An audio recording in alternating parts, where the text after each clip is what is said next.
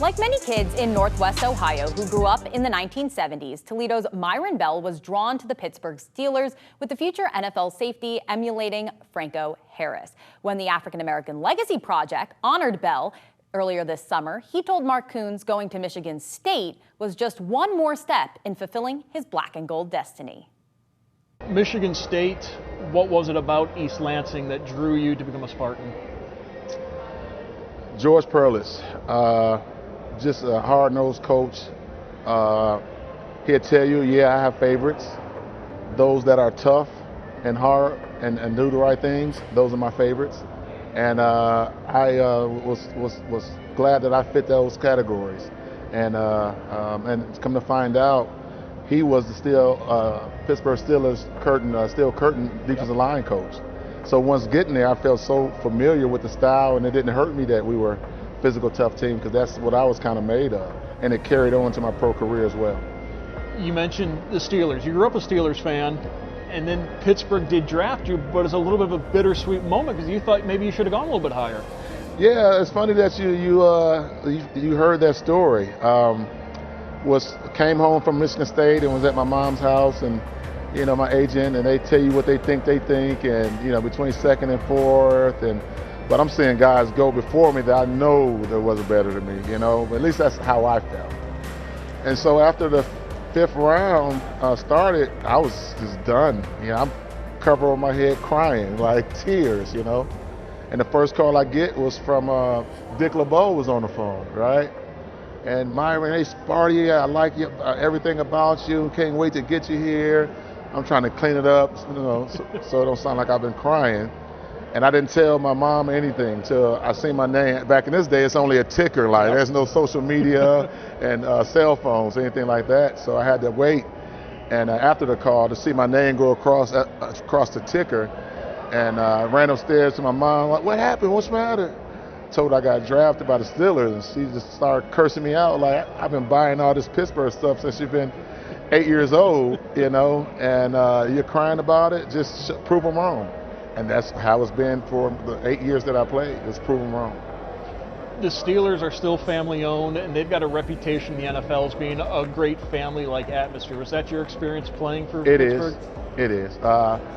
For the first maybe 10 years of retirement, they would invite certain eras of the team, and this was when Mr. Dan Rooney was still alive, and he's around the events, fundraisers, and hey Myron, how's it going? And so he was still sharp then, and just little things like you win the conference, hey, give $100 and congratulations, give the whole team a $100 bill to take your family out to dinner. Christmas gifts every year for the player, for the wife, and for the kids. Just everything, and it still remains the same. Growing up in the late 70s, it seemed like every year is the Steelers and the Cowboys in the Super Bowl. Correct. Super Bowl 30, Steelers and Cowboys in the Super Bowl. Right.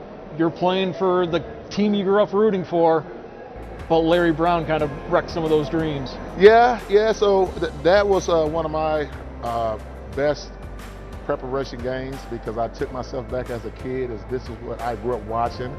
Now I get to start in Super Bowl 30 against the Cowboys. I was a child in a candy store, just relaxed and just having fun, focused. And I think Kyle was prepared as well, Unfortunately, we had a couple. I say the second one was hard to overcome, but we overcame the first one by Larry. It was just a miscommunication.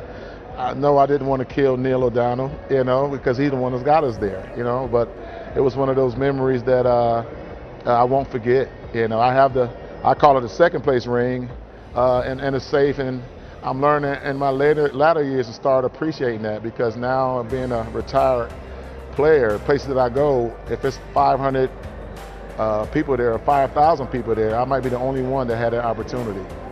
So I appreciate it a little bit more as I age a little bit.